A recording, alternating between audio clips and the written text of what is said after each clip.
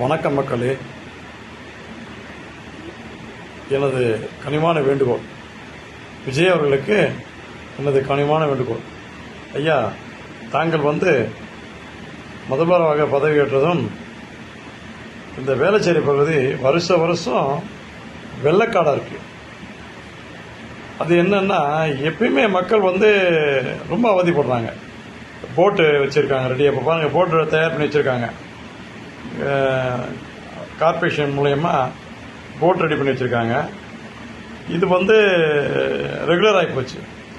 அது வேளச்சேரி இல்லை, ஏரி இருந்த பகுதி. அது நீங்கள் ஆட்சி பொறுப்பேற்றவுடன் என்ன பண்ணணும்னா, நீங்கள் அங்கே இருக்கவங்களாம் மாற்று இடம் கொடுங்க. இல்லைன்னா அவங்களுக்கு தேவையான அந்த மானிய தொகையை கொடுத்து அவங்கள அன்போடு அங்கிருந்து நிலைமையை சொல்லி வேறு இடத்துக்கு மாற்றி அமைத்து நீங்கள் மறுபடியும் அந்த இடத்துல ஏரியை உருவாக்கணுங்க. ஏரி உருவாக்கிட்டீங்கன்னா மற்ற இடங்களுக்கு இந்த வெள்ளம் பாயாது, அந்த ஏரியிலே போய் நின்று போயிடும்.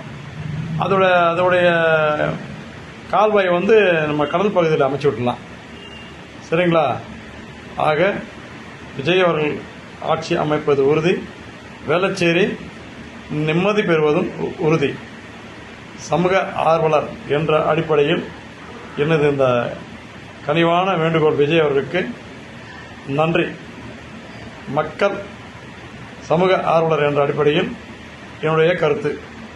வாழ்க வளமுடன்.